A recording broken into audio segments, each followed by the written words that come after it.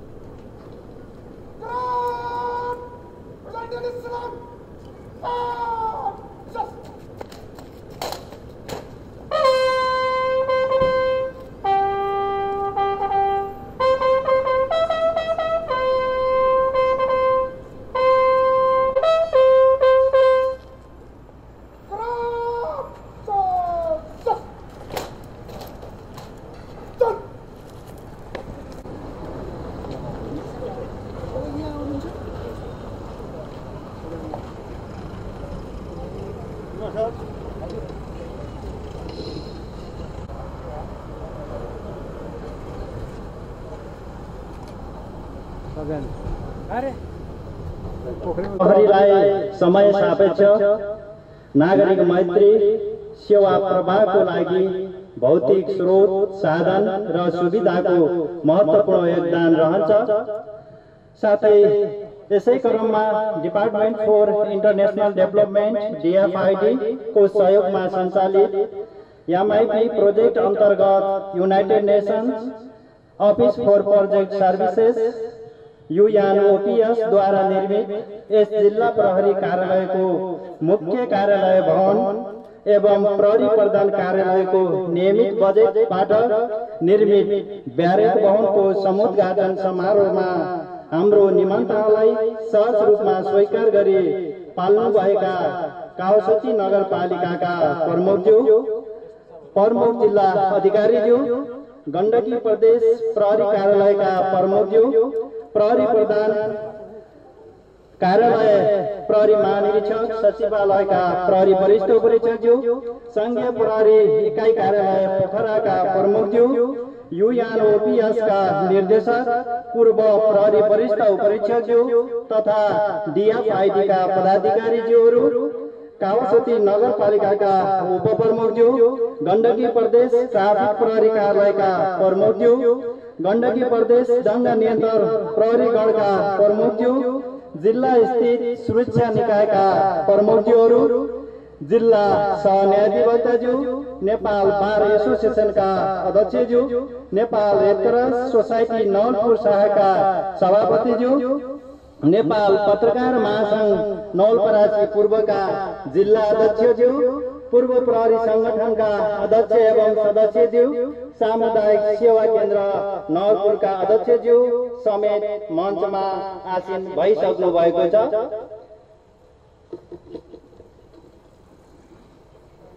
त्यसैगरी विभिन्न सरकारी तथा गैर सरकारी कार्यालयका प्रमुखज्यूहरू, नवलपुर उद्योग वाणिज्य संघका अध्यक्षज्यू, नवलपुर उद्योग संघका अध्यक्षज्यू, काउसती नगरपालिकाका विभिन्न वडाका वडाध्यक्षज्यूहरू, सञ्चारकर्मी मित्रहरू लगायत कार्यक्रममा उपस्थित सम्पूर्ण महानुभावहरू यथास्थानमा आसन ग्रहण गरिसक्नु भएको व्यवहार अवगत गराउँदै आजको समुद्घाटन समारोहका प्रमुख अतिथि नेपाल प्रहरीका संगठन प्रमुख सर्दै श्रीमान प्रहरी महानिरीक्षक ठाकुर प्रसाद ग्याउलीज्यूलाई प्रमुख अतिथिको आसन ग्रहण गरिदिनु हुन सादर अनुरोध गर्दछु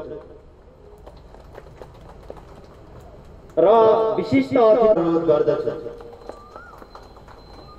यस जिल्ला प्रहरी कार्यालयको परिसरभित्र DFID को सहयोगमा सञ्चालित MIP प्रोजेक्ट अन्तर्गत अनक्स द्वारा निर्मित यस कार्यालयको कार्यालय भवन तथा प्रहरी प्रधान कार्यालयको नियमित बजेटबाट निर्मित ब्यारेक भवनको समुद्घाटन समारोहका प्रमुख अतिथि नेपाल प्रहरीका संगठन प्रमुख सर्दै श्रीमान प्रहरी महानिरीक्षक ठाकुर प्रसाद ग्याउलीज्यू, विशिष्ट अतिथि नेपाल प्रहरी श्रीमती संघका केन्द्रीय अध्यक्ष ज्ञानी ग्याउलीज्यू लगायत सम्पूर्ण अतिथिज्यूहरूमा हार्दिक स्वागत गर्दै म कार्यक्रम सञ्चालन गर्ने अनुमति चाहन्छु।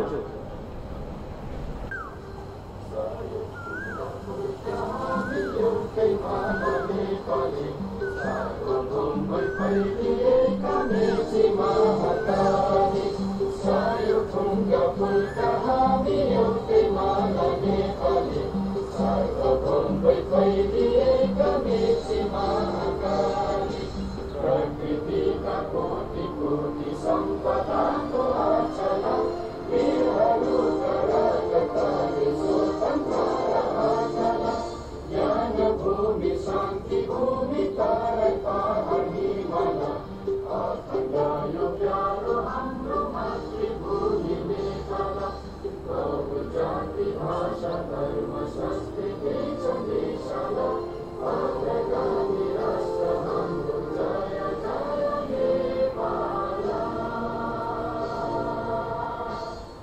प्रहरी कार्यालय पोखराका प्रमुख एवं दंगा प्रहरी नियन्त्रण गण पोखराका प्रमुखज्यू, त्यसैगरी जिल्ला स्तरीय सुरक्षा निकायका प्रमुखज्यूहरू, विभिन्न सरकारी कार्यालयका प्रमुखज्यूहरू एवं राष्ट्रिय सेवा कर्मचारीज्यूहरू, सामुदायिक सेवा केन्द्रका अध्यक्षज्यू, त्यसैगरी निर्माण व्यवसायी ज्यू, उपस्थित पत्रकार मित्रहरू र विभिन्न सङ्घ संस्थाबाट पाल्नुभएका प्रमुख तथा प्रतिनिधि, महिला तथा सज्जनवृन्द एवं उपस्थित प्रहरी अधिकृत तथा जवानहरू, जिल्ला प्रहरी कार्यालय नवलपरासी बर्दघाट सुस्ता पूर्वको नवनिर्मित कार्यालय भवन र ब्यारेक भवनको समुद्घाटन समारोहका प्रमुख अतिथि, संगठन प्रमुख श्रद्धेय श्रीमान प्रहरी महानिरीक्षक ठाकुर प्रसाद गेवालीज्यू, विशिष्ट अतिथि नेपाल प्रहरी श्रीमती संघका केन्द्रीय अध्यक्षज्यू, आफ्नो व्यस्त समयको बावजुद पनि यस कार्यालयको निमन्त्रणालाई स्वीकार गरी यस भवन समुद्घाटनको लागि प्रमुख अतिथिको रूपमा पाल्नु भएकोमा यस कार्यालयको तर्फबाट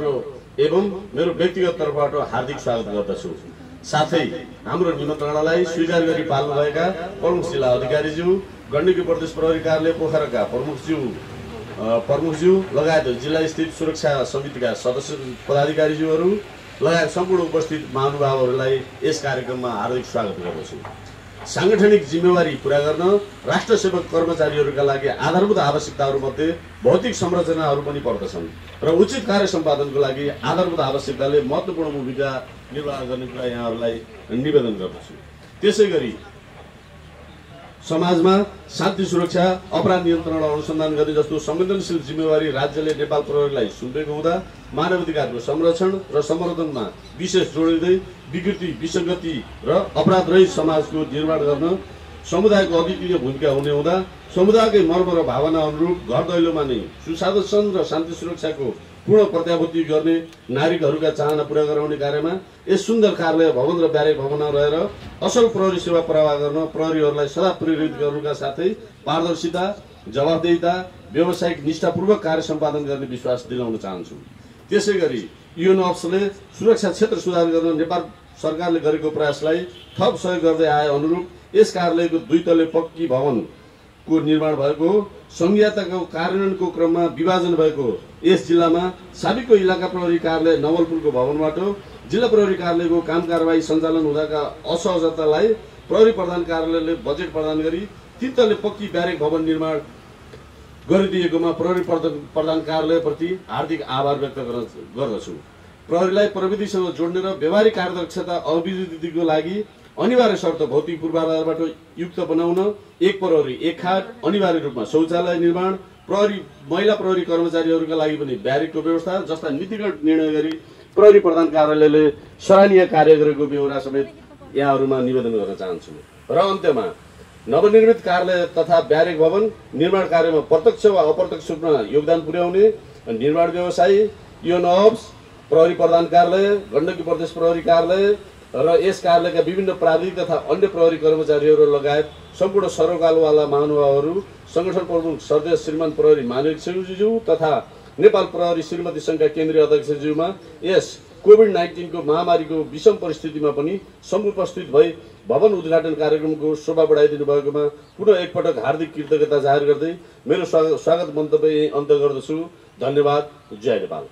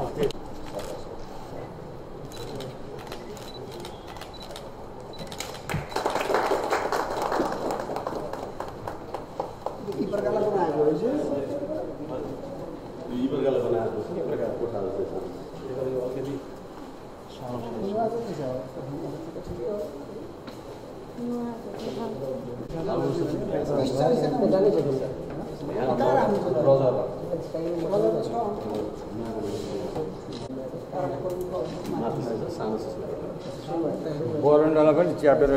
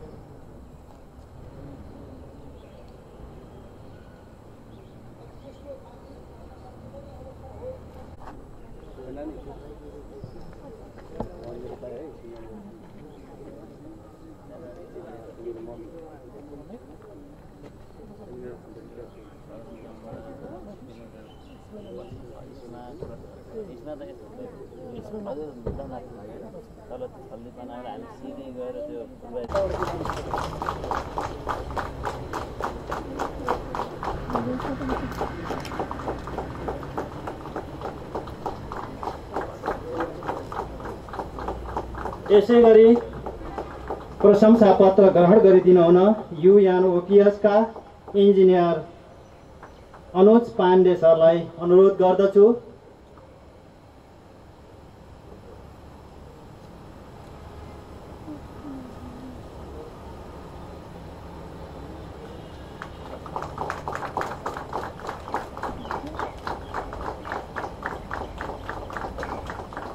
प्रशंसा पत्र ग्रहण गरिदिनु हुन निर्माण व्यवसायी प्रकाश बहादुर सेठीलाई अनुरोध गर्दछु।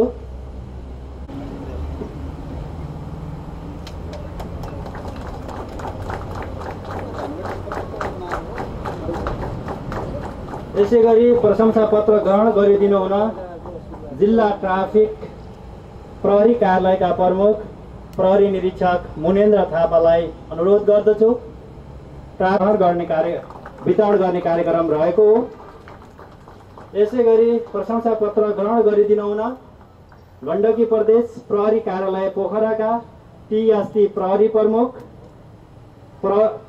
प्रमुख प्रहरी निरीक्षक निरञ्जन कुमार सिंहलाई अनुरोध गर्दछु। यसै गरी जिल्ला प्रहरी कार्यालय नवलपरासी पूर्वमा कार्यरत म स्वयं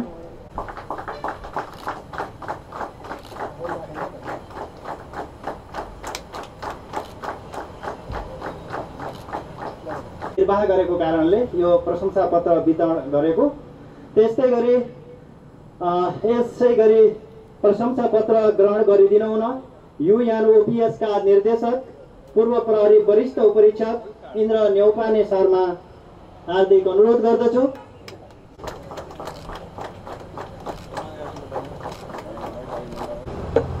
UNOPS का निर्देशक पूर्व वरिष्ठ प्रहरी अधिकृतज्यू यस कार्यक्रममा उपस्थित जिल्ला स्तरीय सुरक्षा निकायका प्रमुख एवं प्रतिनिधिज्यूहरू, विभिन्न कार्यालयबाट पाल्नुभएका प्रमुख एवं अन्य राष्ट्र सेवक कर्मचारी साथीहरू, पूर्व प्रहरी अधिकृतज्यूहरू, पत्रकार मित्रहरू, उद्योग व्यवसायी साथीहरू र हाम्रो निम्ति स्वीकार गरेर यहाँ आउनुहुने सम्पूर्ण उपस्थित महानुभावहरू, यस कार्यक्रममा उपस्थित वरिष्ठ प्रहरी अधिकृत र अन्य प्रहरी कर्मचारीहरू, सर्वप्रथम त यो नवलपरासी पूर्वको जिल्ला प्रहरी कार्यालयको परिसरभित्र नवनिर्मित भवनहरूको उद्घाटन गर्ने अवसर मलाई दिनुभएकोमा जिल्ला प्रहरी कार्यालय परिवारलाई म धन्यवाद भन्न चाहन्छु। र आभार प्रकट गर्न चाहन्छु। अहिले भर्खरै हाम्रो प्रमुख जिल्ला अधिकारीज्यूले भन्नुभयो, अब अहिले यो नेपालमा अहिलेको वर्तमान संविधान आउनुभन्दा पहिले 75वटा जिल्ला रहेकोमा पछि 2टा जिल्ला थपिएर 77 जिल्ला चाहिँ बने प्रशासनिक संरचना अनुसार। र त्यसै क्रममा भनेको पूर्वी रुकुम र पूर्वी नवलपरासी 2टा जिल्लाहरू चाहिँ नयाँ जन्मिएको अवस्था हो। र त्यो जन्मिएको अवस्था भएको हुँदा त्यसका भौतिक पूर्वाधारहरूको अवस्था, संरचना निर्माणको अवस्था र अलि अन्यत्र जस्तो व्यवस्थित भएको अवस्थाहरू चाहिँ छैन।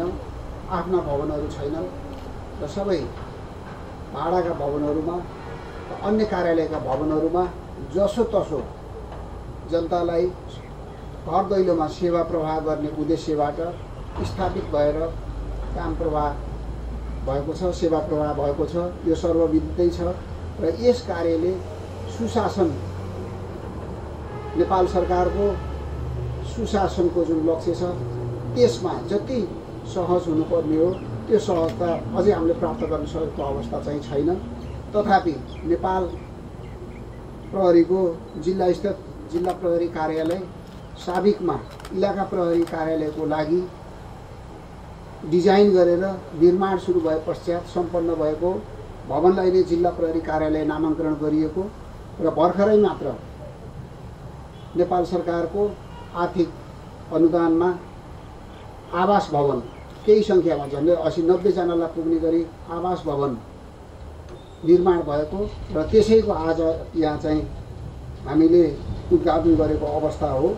र यसले के देखाउँछ भने नेपाल सरकार र दात्री संस्थाहरूले नेपाल सरकारका र खास गरेर सुरक्षा निकायका कार्यालयहरूलाई साधन र स्रोत सम्पन्न बनाउने र कार्य वातावरण स्थलमा चाहिँ सुधार गर्ने र त्यहाँ कार्यरत सम्पूर्ण कर्मचारीहरूको मनोबल उच्च बनाउने र त्यसरी उच्च मनोबल भएका कर्मचारीहरूबाट मात्र सही किसिमको सेवा प्राप्त गर्न सकिन्छ भन्ने धारणा अनुरूप यो भएको कुराहरू चाहिँ हो। यसको लागि पनि म दात्री निकाय एवं नेपाल सरकारप्रति आभार प्रकट गर्न चाहन्छु। अहिले हामी जुन अवस्थामा काम गरिरहेका छौँ त्यो अवस्था न्यूनतम पूर्वाधारको रूपमा पनि चित्रित भएको भन्दा कमजोर अवस्थाको हो। त्यसैले त्यसबाट अलिकति यसलाई माथिल्लो स्तरमा उकास्ने गरी न्यूनतम पूर्वाधारहरू चाहिँ उपलब्ध गराउने गरी भन्न त हामी साधन र स्रोत सम्पन्न, भौतिक सुविधा सम्पन्न कार्यालय भवन र ब्यारेक भवन भन्छौँ। त्यसको चाहिँ महत्त्व कति हुन्छ भन्ने कुरा गर्मी भएर हिँडिराखेको अवस्थामा बाटोमा कुनै रुख बिरुवाको छाहारी पाउँदा हामीले के महसुस गर्छौँ? एकछिनको लागि महसुस गर्ने जुन आत्मबोध गर्ने जुन अवस्था हुन्छ त्यही अवस्था दिनभरि काम गरेर धुलो धुवामा उभिएर अनि बेलुका आश्रय लिने अवस्थाको चाहिँ ठाउँ कस्तो छ हाम्रो? त्यसैले त्यो आश्रय सहज रूपमा लियौँ भने मात्रै हामीले सही किसिमले काम गर्न सक्छौँ भन्ने कुराहरू हो। त्यसैले त्यसतर्फ केन्द्रित रहेर र नेपाल प्रहरीको दयनीय अवस्था देखेर नेपाल सरकारसँग चाहिँ सहकार्य गरेर युके एड अन्तर्गत र एमआइपिपी प्रोजेक्ट अन्तर्गत रहेर युएन अप्सको माध्यमबाट नेपाल प्रहरीको आधुनिकीकरण परियोजना अन्तर्गत एमआइपिपी भनेर हामी भन्छौँ यो भवन बनेको अवस्था। यसभन्दा पहिले यसका कार्यक्रम निर्देशकज्यूबाट पनि यहाँ उद्घोष भइसकेको अवस्था छ, जानकारी गराएको अवस्था चाहिँ छ। त्यसैले हाम्रो अवस्था बुझेर यस क्षेत्रमा काम गर्नुहुने दात्री निकायहरू जस्तो युके एड र युनप्सलाई पनि म यसै कार्यक्रम मार्फत धन्यवाद दिन चाहन्छु। अब हामीले भन्ने गर्छौँ प्रहरी कार्यालयमा को मान्छे आउँछ, खुसी साट्न प्रहरी कार्यालयमा कोही पनि आउँदैन। खुसी साट्न चाहिँ रेस्टुरेन्टमा जान्छ, है डान्स बारमा जाला, त कुनै क्लबमा जाला, तर प्रहरी कार्यालयमा को मान्छे आउँछ त? जसलाई अन्याय भएको छ, जो दुखी बनेको छ, जो कुनै पीडाबाट पिल्सिएको छ, जसले प्रहरी कार्यालयमा गयो भने केही राहत महसुस हुन्छ भनेर सोध्छ र जसलाई कानुनले पनि त्यस किसिमको व्यवस्था गरिदिएको छ, त्यो मान्छे मात्रै प्रहरी कार्यालयभित्र आउँछ। भने त्यो प्रहरी कार्यालयभित्र आउने, सेवा लिन आउने जो व्यक्ति हुन्छ, त्यसलाई आलो घाउमा नुन छर्किने अथवा मलम लगाउने, त्यो हाम्रो व्यवहारमा चाहिँ भर पर्छ। त्यसैले हामीले नुन छर्किने होइन, मलम लगाउन सक्नुपर्छ र यी बढेका भवनहरूबाट दिइने सेवा पीडामा रहेका व्यक्तिहरूको जुन आलो घाउ छ त्यसमा नुन छर्किने नभई मलम लगाउने खालको हुनुपर्छ, राहत मिल्ने खालको हुनुपर्छ, सहानुभूति प्राप्त हुने खालको हुनुपर्छ र ती सबै कुराहरू हाम्रो व्यावसायिक दक्षताबाट, हाम्रो शुद्ध आचरणबाट, हाम्रो बोली व्यवहारबाट र हाम्रो कानुन कार्यान्वयनको क्षेत्रमा हामीले गरेको डिटर्मिनेसन, दृढताबाट मात्रै चाहिँ प्रदर्शित हुन्छ। त्यसैले त्यसतर्फ केन्द्रित रहेर संवेदनशील बनेर नागरिक मैत्री सेवा प्रवाह, पीडित मैत्री सेवा प्रवाह गर्नको लागि यसै कार्यक्रम मार्फत यहाँ उपस्थित हुनुभएका सम्पूर्ण प्रहरी अधिकृत तथा जवानहरूलाई मैले निर्देशन दिन चाहन्छु र विशेष आग्रह पनि गर्न चाहन्छु। र खास गरेर समाजमा कानुनको पालनाभन्दा कानुनको उल्लङ्घन गर्ने मान्छेहरू चाहिँ अलिकति वाइल्ड हुन्छ, उशृङ्खल हुन्छ र उनीहरूको नेटवर्किङ पनि चाहिँ त्यस्तै किसिमको हुन्छ। उनीहरूको नियत सफा हुँदैन र उनीहरूले रोज्ने बाटाहरू सही हुँदैनन्, उनीहरू हिँड्ने बाटाहरू सरल हुँदैनन्, बाङ्गोटिङ्गो हिँड्छन्। जुन बाङ्गोटिङ्गो बाटाहरूको पहिचान गर्न त्यति सजिलो चाहिँ हुँदैन। त्यसैले त्यसतर्फ केन्द्रित रहेर हामीले काम गर्न सक्यौँ भने ती बाङ्गाटिङ्गा बाटाहरूको पहिचान गरेर समाजमा उशृङ्खलता सिर्जना गर्ने व्यक्तिहरूको पहिचान गरेर, समूहहरूको पहिचान गरेर त्यस्ता खालका व्यक्ति र समूहहरूलाई कानुनको दायरामा ल्याई कानुनको कठघरामा उभाउन सक्यौँ भने मात्रै नेपाल प्रहरी सच्चा नेपाल प्रहरी बन्न सक्छ र जनताले अपेक्षा गरेको, जनताले भरोसा गरेको नेपाल प्रहरी बन्न सक्छ र जनताको अपेक्षा अनुको सेवा प्रवाह भइसकेपछि विश्वास जित्न सक्छ। त्यसैले त्यसतर्फ पनि हामी चाहिँ बढी संवेदनशील हुन जरुरी छ। जस्तो यहाँ हाम्रो सामुदायिक सेवा केन्द्रका केही अध्यक्षज्यूहरू आएको कुरा पनि मैले पाएँ र अहिले नेपाल प्रहरीले स्वीकृति गरेर समुदाय प्रहरी साझेदारी कार्यक्रम मार्फत सम्पूर्ण 753 स्थानीय निकायहरूमा कार्यक्रम लिएर गएको अवस्था चाहिँ छ र यसको माध्यमबाट अपराध नियन्त्रण र अनुसन्धान, खास गरेर भन्ने हो भने अपराध नियन्त्रणतर्फ प्रोएक्टिभ पुलिसिङको लागि चाहिँ मद्दत गर्ने, सूचना प्रवाह गर्ने कुराहरू, जनचेतनामूलक कार्यक्रम सञ्चालन गर्ने कुराहरूमा केन्द्रित भएको अवस्था चाहिँ छ।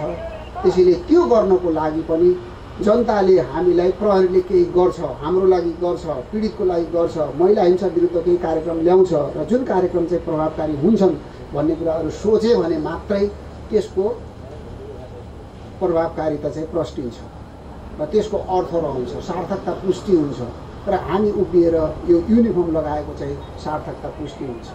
त्यसैले यसतर्फ पनि सचेत रहन यसै कार्यक्रम मार्फत म सम्पूर्ण चाहिँ प्रहरी अधिकृतहरूलाई निर्देशन दिन चाहन्छु। अब खास गरेर भन्ने हो भने अब हामीले नीतिशास्त्रमा कहिलेकाहीँ भन्छौँ, चाणक्य नीतिमा हामी सुन्ने गर्छौँ, पण्डितहरूले सुनाउने गर्नुहुन्छ,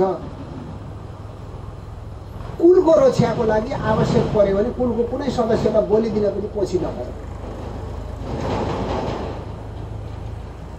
अब हाम्रो सङ्गठनले जुन अथवा कुनै पनि सङ्गठनले, कुनै पनि व्यक्तिले, कुनै पनि पदाधिकारीले, कुनै पनि राष्ट्र सेवक कर्मचारीले उचाइ लिन जति सजिलो हुन्छ त्यो उचाइ लाई कायम गरिराख्न त्यति गाह्रो हुन्छ।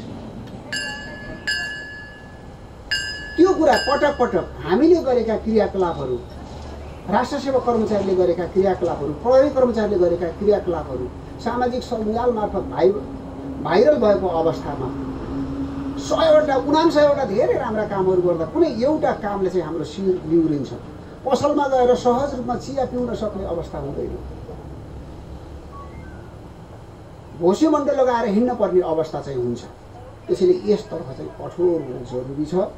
त्यसको लागि हाम्रा केही पूर्व प्रहरी अधिकृतज्यूहरूले, प्रमुखज्यूहरूले भनेको मलाई याद छ, निमोट्नुपर्छ, निमोटेर फेरि पलाउँछ, निमोट्ने होइन जरा काट्नुपर्छ। अस्ति मात्रै मैले आर्मीको समरी जनरल अदालतले गरेको निर्णयको बारेमा पत्रिकामा चाहिँ पढ्न पाएँ। हाम्रो उखान छ, हामी अहिले 79,000 भन्दा प्लसको सङ्ख्यामा छौँ। हाम्रो उखान के छ भन्दाखेरि चाहिँ ढ्याङ्ग्रो ठोकेर हात्ती तर्छ। थिर्न एसएलआरको चाहिँ गोलीले छेड्दैन, तर ढ्याङ्ग्रोको आवाजले हात्ती चाहिँ भाग्छ। त्यसैले यो दण्ड र पुरस्कारका कुराहरू सङ्गठन सञ्चालन गर्ने क्रममा, सङ्गठनलाई जीवन्त राख्ने क्रममा आवश्यक हुन्छ। त्यसैले त्यसतर्फ पनि चाहिँ केन्द्रित रहेर हामी चाहिँ समाजमा उपस्थित भयौँ र हामीले हाम्रा क्रियाकलापहरू सञ्चालन गऱ्यौँ भने हामीले राज्यले खोजेको सेवा दिन सक्छौँ, राज्यले अपेक्षा गरेको, जनताले अपेक्षा गरेको चाहिँ सेवा दिन सक्छौँ र शुद्ध आचरण भइसकेपछि त्यो आचरणको कारणले हामीलाई जनताले विश्वास गर्न सक्छन् र काममा खटिएको अवस्थामा चाहिँ आत्मसन्तुष्टि प्राप्त हुन्छ। बेलुका ओछ्यानमा गइसकेपछि सहज रूपमा निद्रा पर्छ। त्यसैले त्यसतर्फ चाहिँ सबैले अलिकति सोच्नुपर्छ। अहिले हामी कस्तो अवस्थामा छौँ? देश सङ्घीय संरचनामा गएको अवस्था चाहिँ छ। जस्तो प्रमुख जिल्ला अधिकारीजीले भन्नुभयो, यो कान्छो जिल्ला हो, त्यो संरचनाकै रूपबाट आएको हो। अब हामी अहिले चाहिँ सङ्घीय लोकतान्त्रिक गणतन्त्रात्मक मुलुकमा चाहिँ प्रवेश गरेका छौँ। 7वटा प्रदेशहरू भएका छन्। प्रदेशहरूले कहिलेकाहीँ चाहिँ यो छुट्टै राज्य हो कि जस्तो भनेर चाहिँ व्यवहारहरू छिना झम्टीहरू भएको अवस्था हामीले चाहिँ महसुस गरेका छौँ र त्यसतर्फ चाहिँ सक्रिय रहेर काम गरेको अवस्थाहरू पनि चाहिँ छ। र हाम्रै सङ्गठनको तर्फ भन्ने हो भने हामी प्रहरी समायोजनको सन्दर्भमा छौँ, सङ्घारमै छौँ र 7 दशकभन्दा बढी लामो समयसम्म एकात्मक प्रहरी व्यवस्थामा चाहिँ काम गरिराखेको चाहिँ प्रहरी अधिकृत तथा जवानहरू एक किसिमले 8वटा सङ्गठनमा चाहिँ विभक्त भएको अवस्था हो कि जस्तो बाहिर समाचारहरू आउने गरेका चाहिँ छन्। तथापि यी सङ्गठनहरूको बिचमा, यी प्रदेश प्रहरी र चाहिँ सङ्घीय प्रहरीको बिचमा फङ्सनल लिङ्केजहरू खोज्ने कामहरू हामीले गरिरहेको अवस्था पनि चाहिँ छ। त्यसैले यसतर्फ पनि अलिकति सचेत भएर हामीले काम गरेनौँ भने हामीले नेपाल प्रहरीको इतिहासको जीवन्तता र इतिहासको संरक्षण गर्न सक्ने अवस्थामा चाहिँ नपुग्न सक्छौँ। त्यसैले त्यसतर्फ पनि यस सङ्गठनमा आबद्ध भएका सम्पूर्ण प्रहरी अधिकृत तथा जवानहरू चाहिँ सचेत हुन चाहिँ जरुरी छ र सचेत हुनको लागि चाहिँ मैले आग्रह समेत पनि गर्न चाहन्छु। हामीले खास गरेर प्रहरीको आचरणमै चाहिँ जोड दिनुपर्ने अवस्थाहरू चाहिँ हुन्छ। हाम्रो बोली, हाम्रो हिँडाइ, हाम्रो सङ्गत कोसँग छ? हामी अहिले हाम्रो युनिफर्मको कारणले गर्दाखेरि हामी सार्वजनिक भइसक्यौँ। हामीले चाहेर पनि जुन पाए त्यो रेस्टुरेन्टमा गएर आफूले पैसा तिरेर पनि खान सक्दैनौँ। पैसा तिरेर खाँदा पनि ब्लेम लाग्छ। प्राकृतिक साधन र स्रोतमा गुन्डाहरूको चाहिँ दबदबाका कुराहरू चाहिँ पत्र पत्रिकामा सुन्न पाइन्छ। सङ्गठित गिरोहका कुराहरू सुन्न पाइन्छ। ती गिरोहका नायकीहरूसँग, ती गिरोहका सदस्यहरूसँगको उठबसले कस्तो असर पर्छ, त्यसतर्फ पनि सोच्न जरुरी चाहिँ छ। त्यसतर्फ सोचेर हामीले काम गऱ्यौँ भने पक्कै पनि चाहिँ राष्ट्रलाई हामीले केही गरेको चाहिँ मानिन्छ। अन्यथा चाहिँ राष्ट्रलाई धोका दिएको हुन्छ। हामी चाहिँ सच्चा नागरिक भएको चाहिँ हुँदैन जस्तो लाग्छ।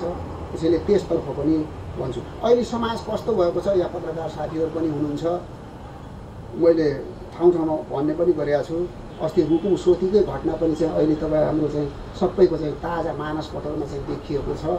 घटना भयो, 6 जना होनहार युवाहरूले चाहिँ ज्यान गुमाए। र 6 जना होनहार युवाहरूले ज्यान गुमाइसकेपछि गाउँै रित्तिने गरी सबै प्रहरी कस्टडीमा हुनुहुन्छ। अहिले चाहिँ जेलको कठघरामा चाहिँ बसिरहेको अवस्था चाहिँ छ। अब त्यति बेला हाम्रा समाजका विभिन्न किसिमका सङ्घ संस्थाहरूले त्यो घटनालाई कसरी प्रस्तुत गरे, पत्र पत्रिकाले कसरी प्रस्तुत गरे, युट्युबरहरूले कसरी प्रस्तुत गरे र सामाजिक सञ्जाल इन्स्टाग्राम फेसबुक लगायतमा कसरी प्रस्तुत भए, त्यो तपाईँ हाम्रो सबैको मानसपटलमा चाहिँ देखिएको छ। हामी यही भएका मान्छेहरू छौँ, हामीले यही सोच्छौँ, हामीले महिला हिंसा विरुद्धका कुराहरू गर्छौँ, जातीय विभेद विरुद्धका कुराहरू गर्छौँ, लिङ्ग विभेद विरुद्धका कुराहरू गर्छौँ, तर त्यसतर्फ हामी चाहिँ कति कटिबद्ध छौँ, हाम्रो तर्फबाट हामीले कति काम गरेका छौँ। मलाई लाग्छ त्यही समयमा ती बालिका जो अहिले पनि चाहिँ हाम्रो सुधार गृहमा चाहिँ रहेको अवस्थाहरू चाहिँ छ, काठमाडौँमा सुधार गृहमै रहेको अवस्था चाहिँ छ। बालिका हामीले किन भन्छौँ? जसको उमेर पुगेको छैन।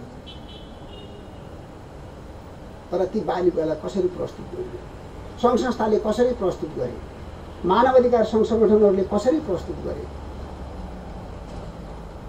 अब त्यसरी प्रस्तुत भएको प्रसङ्गमा कोही पनि नबोल्दा, राज्य चुप लाग्दा हुन थालेको के हो प्रश्न बुझ्न सक्ने अवस्था चाहिँ छैन। हामी कोबाट सञ्चालित छौँ? ती सङ्घ संस्था कोबाट सञ्चालित छन्? ती पत्रकार मित्रहरू कोबाट सञ्चालित छन्? ती युट्युबरहरू कोबाट सञ्चालित छन्? र राज्य किन बोलेको छैन? हामीले सोच्नुपर्ने अवस्था आएको छ। त्यसैले व्यक्तिगत रूपमा पनि, साङ्गठनिक रूपमा पनि र सामुदायिक रूपमा पनि हामीले यसतर्फ सोचेनौँ भने भोलि हामी कहाँ पुग्छौँ, हाम्रो समाज कहाँ पुग्छ, हामीले गर्न खोजेको के हो, हामीलाई गराइन खोजेको के हो, त्यो चाहिँ बुझ्न जरुरी छ। अलिकति संवेदनशील हुन जरुरी छ र यो कुराहरू हामीले हाम्रा घर परिवारका सदस्यहरूलाई, छोराछोरीहरूलाई, बुहारीहरूलाई, बाबुआमाहरूलाई चाहिँ बुझाउन पनि जरुरी छ। यसको भेस्टेड इन्ट्रेस्ट के हो त्यो कुरा बुझ्न जरुरी छ। हिजो मात्रै अहिले कञ्चनपुरमा चाहिँ एउटा सवारी दुर्घटना भयो। अनि पानीको ट्याङ्करले एकजनालाई चाहिँ ठक्कर दियो र घटनास्थलमा मृत्यु भयो। तत्काल भिड जम्मा भयो। भिड जम्मा भइसकेपछि पानीको ट्याङ्करमा आगो लाग्यो, ध्वस्त भयो। चालक समातिएको छ। राति 9-10 बजीसम्म चाहिँ सब उठेन, वार्ता गर्नुभयो। वार्ता के हो? कानुन हातमा लिने कि कानुन कार्यान्वयन गर्नु? यदि ट्याङ्करलाई सुरक्षित राखेर चालकलाई नियन्त्रणमा लिएर र कसैले अभद्र गर्न खोज्छ, कसैले आगलागी गर्न खोज्छ, कसैले तोडफोड गर्न खोज्छ भने त्यो तोडफोड गर्ने प्रयास रोक्न खोजेर वार्ता गरौँ भनेको भए अलिकति स्ट्रङ थियो।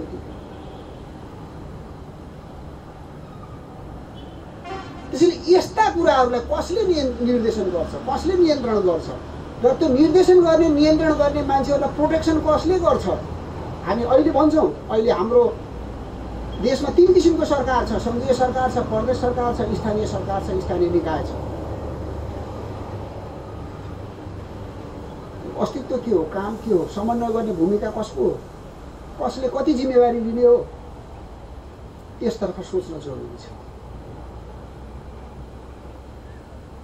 त्यसैले त्यसतर्फ सोच्ने गरी हामीले हाम्रा क्रियाकलापहरू सञ्चालन गर्ने, जनसमुदायमा यसै किसिमका अवेरनेसका प्रोग्रामहरू पनि लैजाने काम सीपीपी अथवा समुदाय प्रहरी साझेदारी कार्यक्रम मार्फत जानुपर्छ र त्यसरी गयो भने मात्रै हामीले यसमा सफलता प्राप्त गर्छौँ भन्ने कुराहरू छ।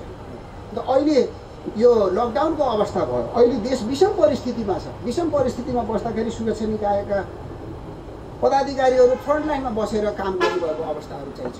खासमा भन्ने हो भने यो सुरुमा हामीले यसलाई चाहिँ सुरक्षा सङ्क्रमणको अवस्था चाहिँ थिएन, यो चाहिँ स्वास्थ्य सङ्क्रमणको अवस्था चाहिँ थियो। तर स्वास्थ्य सङ्क्रमण क्रमशः चाहिँ सुरक्षा सङ्क्रमण परिणत हुन सक्छ। त्यसैले त्यसतर्फ पनि हामी सचेत हुन जरुरी छ। त्यसतर्फ सचेत हुन सकिएन भने भोलिको अवस्था के हुन्छ हामी भन्न सक्दैनौँ। त्यो समयमा हामीले सीमा व्यवस्थापनमा कस्ता किसिमका अप्ठ्याराहरू भोग्यौँ र क्वारेन्टाइन डेभलप र त्यसको व्यवस्थापनमा कस्ता किसिमका अप्ठ्याराहरू भोग्यौँ र अहिलेको जुन चुनौती हामीले सामना गर्यौँ, यो चुनौती हाम्रो लागि चाहिँ एकदम नौलो थियो, विश्वमै नौलो थियो। अनुसन्धानले चाहिँ काहीँ केही कुरा नबोलेको अवस्था चाहिँ थियो र अहिलेसम्म पनि बोलेको अवस्थाहरू चाहिँ छैन। त्यसैले त्यस प्रसङ्गमा पनि अहिले हामीले जुन काम गरिरहेका छौँ, नेपाल प्रहरी अरू सुरक्षा निकाय लगायत जसरी काम भएको छ त्यसमा हामीले सफलता प्राप्त गरेको चाहिँ मैले ठान्दछु र चुनौतीलाई चाहिँ अवसरको रूपमा प्राप्त गरेको मैले ठान्दछु र त्यो कुरा चाहिँ हाम्रा व्यवहारहरूबाट चाहिँ स्पष्ट भएको अवस्थाहरू चाहिँ देखिन्छ। अहिले अब नेपाली सेनामा पनि त्यस्तै छ, सशस्त्र प्रहरी बलमा पनि त्यस्तै छ। नेपाल प्रहरीमा पनि आजसम्म चाहिँ 88 जना प्रहरी अधिकृत जवानहरू चाहिँ PCR पोजिटिभबाट चाहिँ सङ्क्रमित हुनुभएको छ र 50 भन्दा बढीले त्यसबाट चाहिँ अब मुक्ति पाइसक्नु भएको छ। बाँकी चाहिँ स्वास्थ्य लाभको चाहिँ प्रसङ्गमै हुनुहुन्छ। तैपनि हामी उच्च मनोबलका साथ त्यो क्षेत्रमा खटिरहेका छौँ, खटिरहन्छौँ। र आज म त्यहाँ जरगाम बसेको थिएँ। हाम्रो परिसरभित्र 100 जनाभन्दा बढीलाई अट्ने गरी केही समय चाहिँ क्वारेन्टाइन सञ्चालन गरियो, त्यसको व्यवस्थापन गरियो र पछि बाहिर सार्यो। रौतहटमा झन्डै 4600 जना मान्छेहरू चाहिँ क्वारेन्टाइनमा राखेको अवस्था थियो, राख्ने ठाउँ चाहिँ भएन।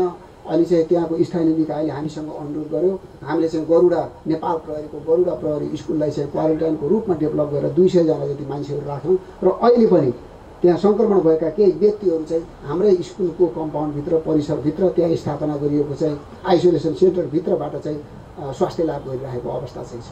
त्यसै गरी नेपाली सेनाको पूर्वी फिर्तना इटहरीमा त्यही किसिमको व्यवस्थाहरू, विराटनगरमा त्यही किसिमको व्यवस्थाहरू र झापाको कलबरगुडीमा चाहिँ त्यही किसिमको व्यवस्थाहरू गरेर काम गरिरहेको अवस्था चाहिँ छ।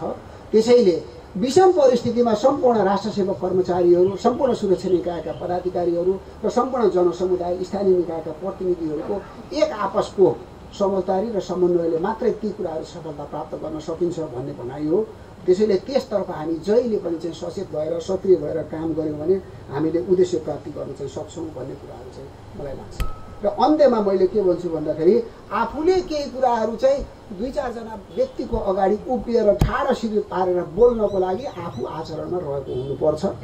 त्यसैले आफ्नो इन्टिग्रिटी र नैतिकता र आचरणका कुराहरूमा आफू प्रतिबद्ध भइयो भने त्यो सबभन्दा ठुलो चाहिँ बल हुन्छ, जसलाई हामी नैतिक बल पनि भन्ने गर्छौँ। त्यो नैतिक बलका साथ समाजमा उपस्थित हुन सक्ने गरी काम गर्नुहुन यहाँ आजको यस कार्यक्रम मार्फत सम्पूर्ण प्रहरी अधिकृत तथा जवानहरूलाई चाहिँ आग्रह गर्दै हाम्रो जुन यो कार्यक्रममा एकदम महत्त्व दिएर यहाँ निम्तो स्वीकार गरेर आउनुभयो सम्पूर्ण उपस्थित विशिष्ट व्यक्तित्वज्यूहरूलाई चाहिँ विशेष धन्यवाद दिँदै यो कार्यक्रमबाट बिदा हुने अनुमति चाहन्छु। धन्यवाद। जय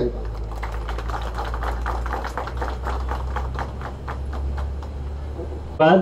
श्रीमान प्रहरी महानिरीक्षकज्यू प्रशंसा पत्र वितरण गरिदिनु भई निर्देशन सम्बोधनको लागि अबको कार्यक्रम मायाको चिनो प्रदान गर्ने कार्यक्रम रहेको हुँदा आजको यस कार्यक्रमका प्रमुख अतिथि संगठन प्रमुख सर्देश श्रीमान प्रहरी महानिरीक्षक ठाकुर प्रसाद ग्याउलीज्यूलाई मायाको चिनो प्रदान गरिदिनु हुन गण्डकी प्रदेश प्रहरी कार्यालयका प्रमुख श्रीमान प्रहरी नायब महानिरीक्षक घनश्याम अर्यालज्यूमा सादर अनुरोध गर्दछु।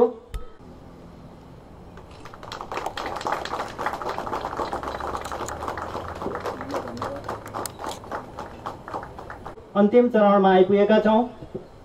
अब यस कार्यक्रमको अन्तमा प्रमुख अतिथिज्यू, विशिष्ट अतिथिज्यू एवं अतिथिज्यूहरूमा धन्यवाद ज्ञापन सहित कार्यक्रमको समापन गरिदिनु हुन गण्डकी प्रदेश प्रहरी कार्यालय पोखराका प्रमुख श्रीमान प्रहरी नायब महानिरीक्षक घनश्याम अर्यालज्यूमा सादर अनुरोध गर्दछु। साथै कार्यक्रम गएको भए क्षमा याचना गर्दै कार्यक्रमबाट म आजको कार्यक्रम सञ्चालक प्रहरी नायब उपरीक्षक मोहन बहादुर खाँड पनि बिदा हुने अनुमति चाहन्छु। धन्यवाद। जय नेपाल। आजको यस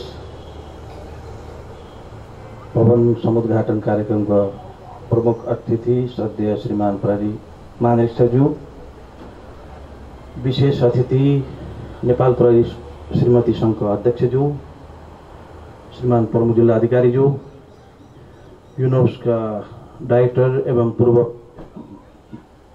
प्रहरी वरिष्ठ उपरीक्षक इन्द्र न्यौपाने सर, मञ्चमा आसीन अन्य विशिष्ट व्यक्तित्वहरू, प्रहरी वरिष्ठ उपरीक्षकहरू, प्रहरी उपरीक्षकहरू, अन्य सुरक्षा निकायका बाट पाल्नुहुने प्रमुख तथा प्रतिनिधिज्यूहरू, विभिन्न सङ्घ संस्थाबाट पाल्नुहुने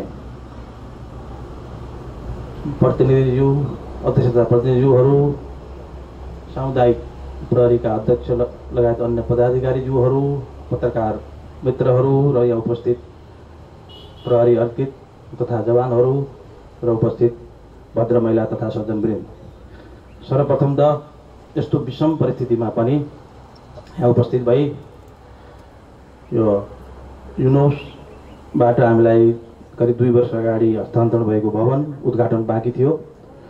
यसको उद्घाटन र प्रहरी अधिकृत तथा जवानहरूको ब्यारेक उद्घाटन कार्यक्रममा उपस्थित भई उद्घाटन गरिदिनु भएको र साथसाथै सारगर निर्देशन दिनुभएकोमा सङ्गठन प्रमुख श्रद्धेय प्रहरी महाक्षज्यूमा हार्दिक आभार व्यक्त गर्न चाहन्छु। सँगसँगै श्रीमती सङ्घका अध्यक्षज्यू पनि पाल्नुभई हाम्रो हौसला बढाइदिनु भएकोमा नेपाल प्रहरी श्रीमती सङ्घको अध्यक्षज्यूलाई पनि हार्दिक धन्यवाद र आभार व्यक्त गर्न चाहन्छु। सँगसँगै यस्तो परिस्थितिमा विभिन्न सङ्घ संस्थाका पदाधिकारीज्यूहरू, श्रीमान प्रमुख जिल्लाधिकारीज्यू, युनोसका निर्देशक पनि उपस्थित भएर यो हौसला बढाइदिनु भयो, शोभा बढाइदिनु भएकोमा सबैमा हार्दिक धन्यवाद र आभार व्यक्त गर्न चाहन्छु। धेरै कुरो आइसकेको छ, समय पनि अलि घर्किसकेको अवस्था छ र यहाँ खास भन्नुपर्दा अहिले गण्डकी प्रदेशभित्रका सम्पूर्ण जम्मा टोटल 278 प्रहरी युनिटहरू छन्, प्रहरी कार्यालयहरू।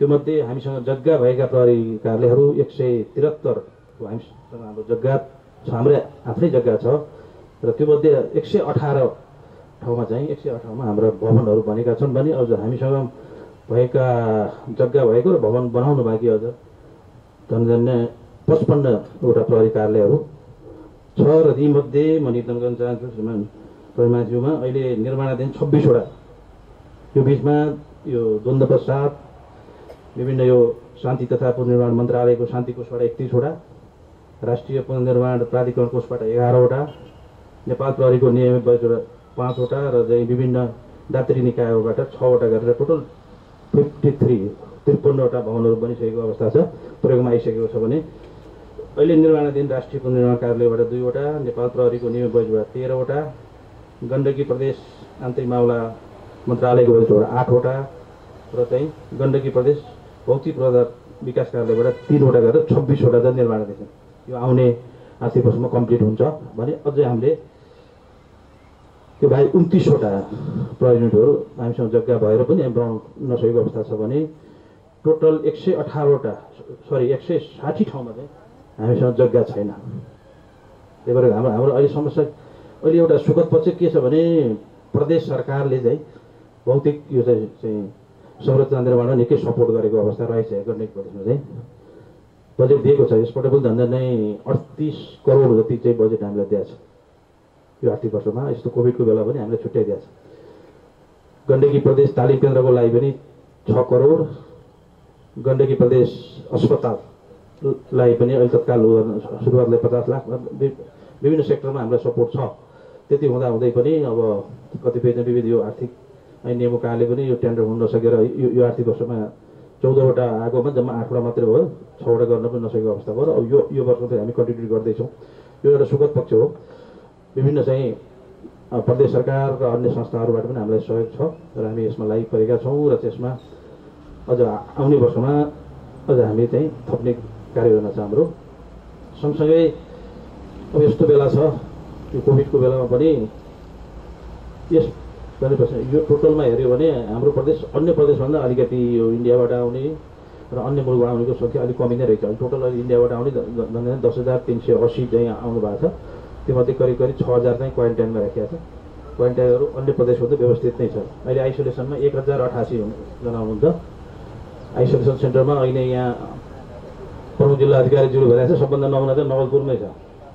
यहाँ भने त्यो बाहेकको पनि अन्य उसमा चाहिँ प्रदेश सरकार, स्थानीय सरकार, हाम्रो सुरक्षा निकायको पहलमा व्यवस्थित गर्ने कामहरू गरेका छौँ र प्रहरी उच्च मनोबलका साथ यो प्रदेशमा 2 जनालाई चाहिँ पोजिटिभ देखियो हाम्रो प्रहरी साथीहरूलाई, तर दुवै चाहिँ पछि फेरि पिसिआरबाट नेगेटिभ भएर अहिले निको भएको अवस्था पनि छ र सबैले उच्च मनोबलका साथ विषम परिस्थितिमा आफ्नो ड्युटी निर्वाह गरिरहेको कुरा श्रद्धेय श्रीमान प्रमासिसमा जाहेर गर्न चाहन्छु र सँगसँगै अब यो भवन निर्माणको क्रममा जुन चाहिँ सहयोग गर्ने दात्री संस्था जुन चाहिँ हाम्रो इन्द्र सर अगाडि हुनुहुन्छ सर मार्फत म युनोपलाई हार्दिक धन्यवाद र आभार व्यक्त गर्न चाहन्छु। यस सँगसँगै नेपाल सरकार प्रहरी प्रधान कार्यालय यसमा सम्बद्ध सम्पूर्ण अन्य निर्माणमा संलग्न हुने निर्माण व्यवसायी मजदुरहरू प्रहरी अधिकृतहरू यसमा खटिने प्राविधिकहरू लगायत विभिन्न महानुभावहरूमा पनि यस अवसरमा हार्दिक धन्यवाद र आभार व्यक्त गर्न चाहन्छु र सँगसँगै राम्रो काम गरे बापत आज जो चाहिँ सम्मानित हुनुभयो पुरस्कृत हुनुभयो उहाँलाई पनि धन्यवाद दिन चाहन्छु। र अब भन्नुपर्दा अबको दिनमा अब केन्द्रबाट एउटा चाहिँ के फिलिङ्स रहेछ भने अब यो हाम्रो एउटा समस्या मानेर गरे दङ्गा प्रहरी गण र प्रदेश तालिम केन्द्रको अब टोटल्ली नयाँ निर्माण गर्नुपर्ने अवस्था छ र दङ्गा चाहिँ अब अलिकति केन्द्रीय सरकार अथवा केन्द्रको चाहिँ सङ्घीय उसको चाहिँ माथि धुने भनेर अलिकति त्यसमा बजेट यसपटक त केही बजेट लिएर चाहिँ सुरुवात त गऱ्यौँ तर अर्को वर्षमा चाहिँ यो कन्टिन्युटी नहुने अवस्था छ। यसको लागि म श्रीमान परिमासिसमा निवेदन गर्न चाहन्छु। मैले लेखेर पनि जाहेर गरेको छु।